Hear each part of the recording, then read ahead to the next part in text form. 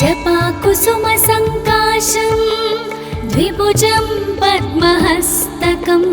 सिन्दूराम्बरमाल्यं च रक्तगन्धानुलेपनं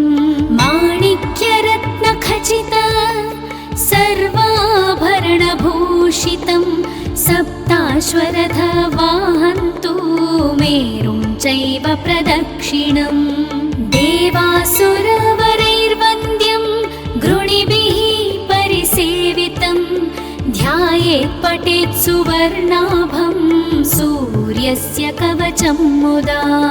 गृणिः पातु शिरोदेशे सूर्यः पातु ललाटकम् आदित्यो लोचने पातु श्रुति पातु दिवाकरः घ्राणां पातु सदा भानुः मुखं पातु सदा रविः जिह्वां पातु जगन्नेत्र कण्ठं पातु विभावसुः स्कन्धौ ग्रहपतिः पातु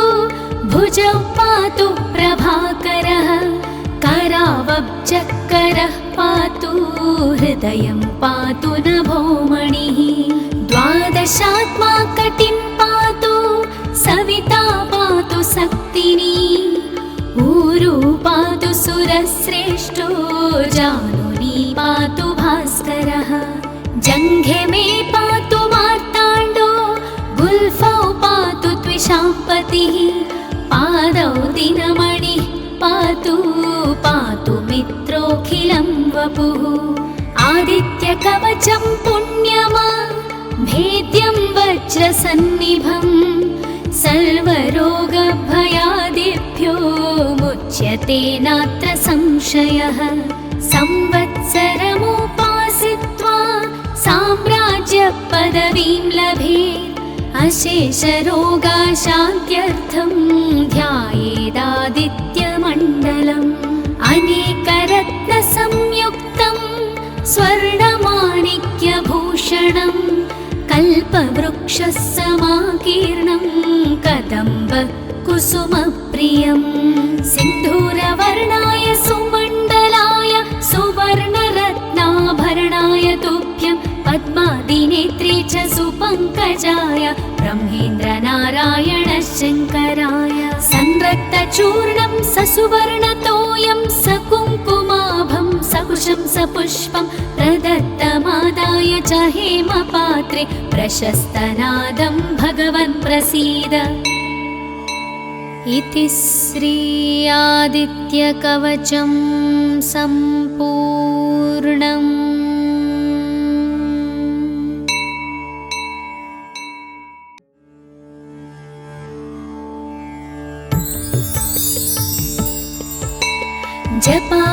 जपाकुसुमसङ्काशं द्विभुजं पद्महस्तकं सिन्दूराम्बरमाल्यं च रक्तगन्धानुलेपनं माणिक्यरत्नखचित सर्वाभरणभूषितं सप्ताश्वरथवाहन्तु मेरुं चैव प्रदक्षिणम् देवासुरवरैर्वन्द्यं गृणिभिः परिसेवितं ध्यायेत् पठेत् सुवर्णाभं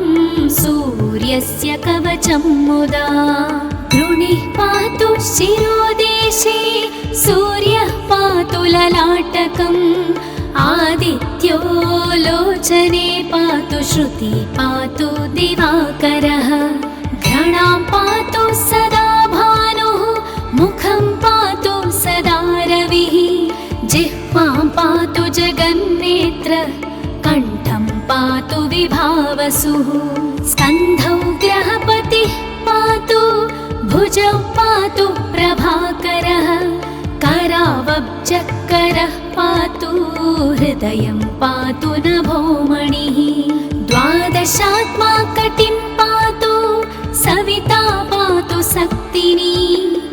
ऊरू पातु सुरश्रेष्ठो जानुनी पातु भास्करः जङ्घे मे पातु मार्ताण्डो गुल्फौ पातु त्विषाम्पतिः पादौ दिनमणिः पातु पातु मित्रोऽखिलं वपुः आदित्यकवचं पुण्यमा भेद्यं वज्रसन्निभं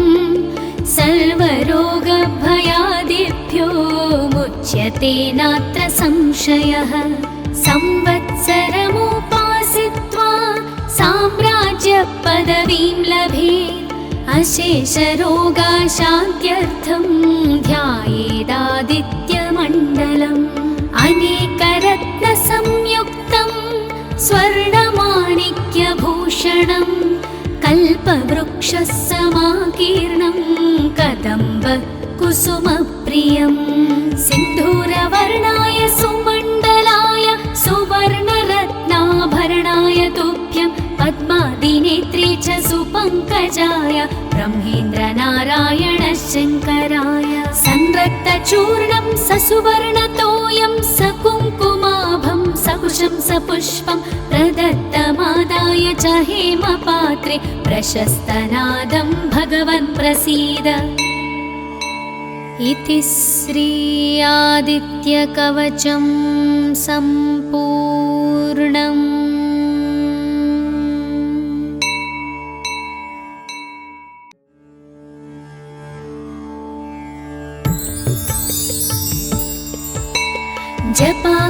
जपाकुसुमसङ्काशं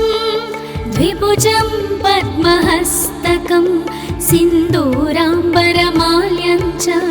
रक्तगन्धानुलेपनं माणिक्यरत्नखचित सर्वाभरणभूषितं सप्ताश्वरथवाहन्तु मेरुं चैव प्रदक्षिणं देवासुरवरैर्वन्द्यं गृणिभिः परिसेवितं ध्यायेत् पठेत् सुवर्णाभं सूर्यस्य कवचं मुदा गृणिः पातु शिरोदेशे सूर्यः पातु ललाटकम् आदित्यो लोचने पातु श्रुति पातु दिवाकरः घ्राणां पातु सदा भानुः मुखं पातु सदा रविः जिह्वां पातु जगन्नेत्र कण्ठं पातु विभावसुः स्कन्धौ ग्रहपतिः पातु भुजौ पातु प्रभाकरः करावब्जकरः पातु हृदयं पातु नभोमणिः द्वादशात्मा कटिं पातु सविता पातु शक्तिनी ऊरु पातु सुरश्रेष्ठो जानुनी पातु भास्करः जङ्घे मे पातु मार्ताण्डो गुल्फौ पातु त्विषाम्पतिः पादौ दिनमणिः पातु पातु मित्रोऽखिलं वपुः आदित्यकवचं पुण्यमा भेद्यं वज्रसन्निभं सर्वरोगभयादिभ्यो मुच्यते नात्र संशयः संवत्सरमुपासित्वा साम्राज्यपदवीं लभेत् अशेषरोगाशान्त्यर्थं ध्यायेदादित्यमण्डलम् अनेकरत्नसंयुक्तं स्वर्णमाणिक्यभूषणं कल्पवृक्षसमाकीर्णं कदम्बकुसुमप्रियं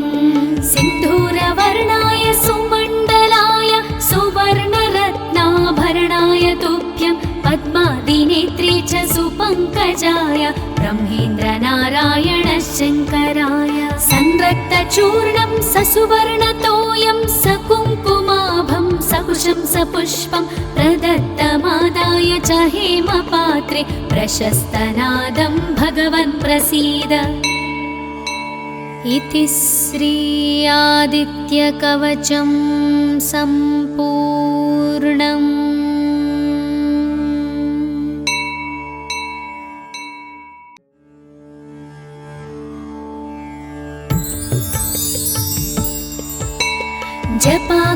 जपाकुसुमसङ्काशं द्विभुजं पद्महस्तकं सिन्दूराम्बरमाल्यं च रक्तगन्धानुलेपनं माणिक्यरत्नखचित सर्वाभरणभूषितं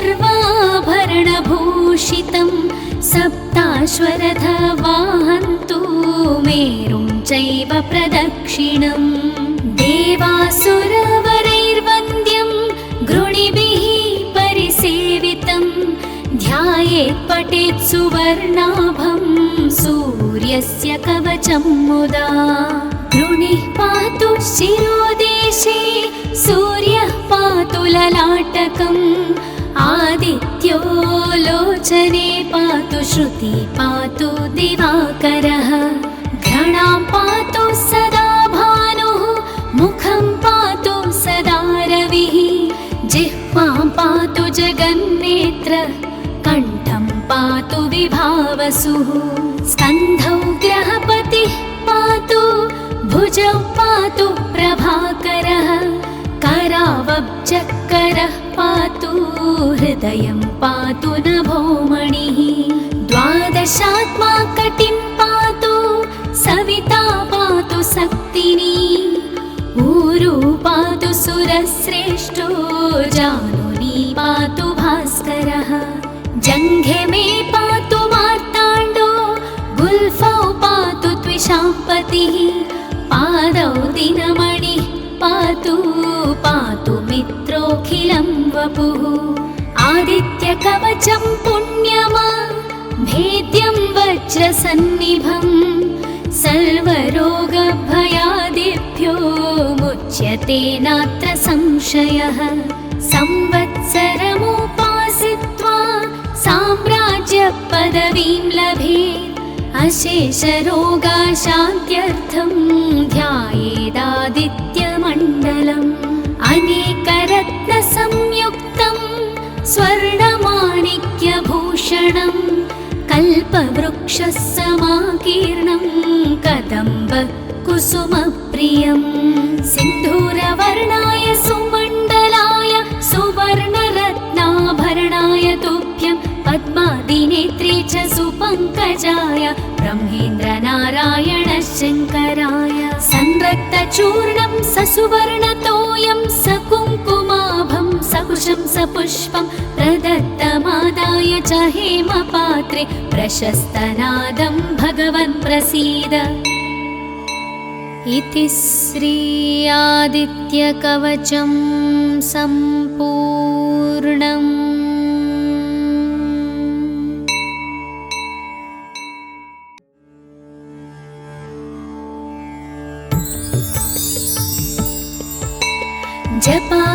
जपाकुसुमसङ्काशं द्विभुजं पद्महस्तकं सिन्दूराम्बरमाल्यं च रक्तगन्धानुलेपनं माणिक्यरत्नखचित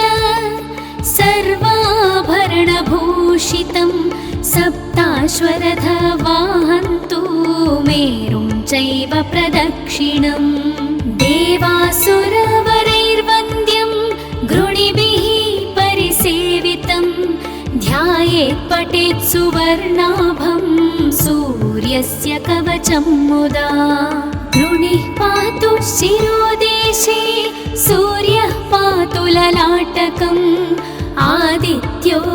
लोचने पातु श्रुति पातु दिवाकरः घ्राणां पातु सदा भानुः मुखं पातु सदा रविः जिह्वां पातु जगन्नेत्र कण्ठं पातु विभावसुः स्कन्धौ ग्रहपतिः पातु भुजौ पातु प्रभाकरः करावब्जकरः पातु हृदयं पातु नभोमणिः द्वादशात्मा कटिं पातु सविता पातु सक्तिनी ऊरू पातु सुरश्रेष्ठो जानुनी पातु भास्करः जङ्घे मे पातु मार्ताण्डो गुल्फौ पातु त्विषाम्पतिः पादौ दिनमणिः पातु पातु मित्रोऽखिलं वपुः आदित्यकवचं पुण्यमा भेद्यं वज्रसन्निभं सर्वरोगभयादिभ्यो मुच्यते नात्र संशयः संवत्सरमुपासित्वा साम्राज्यपदवीं लभेत् अशेषरोगाशान्त्यर्थं ध्यायेदादित्यमण्डलम् अनेकरत्नसंयुक्तं स्वर्णमाणिक्यभूषणं कल्पवृक्षः समाकीर्णं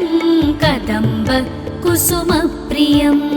सिन्धूरवर्णाय सुमण्डलाय सुवर्णरत्नाभरणाय तुभ्यं पद्मादिनेत्रे च सुपङ्कजाय ब्रह्मेन्द्रनारायण शङ्कराय संरक्तचूर्णं ससुवर्णतोयं सकुङ्कुमाभं सकुशं सपुष्पं प्रदत्तमादाय च हेमपात्रे प्रशस्तनादं भगवन् प्रसीद इति श्री आदित्यकवचं सम्पूर्णम्।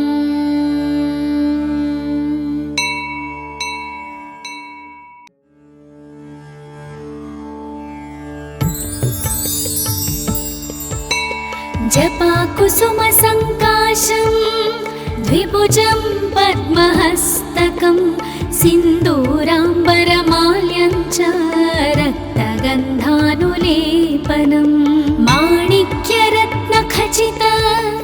सर्वाभरणभूषितं सप्ताश्वरथवाहन्तु मेरुं चैव प्रदक्षिणं देवासुर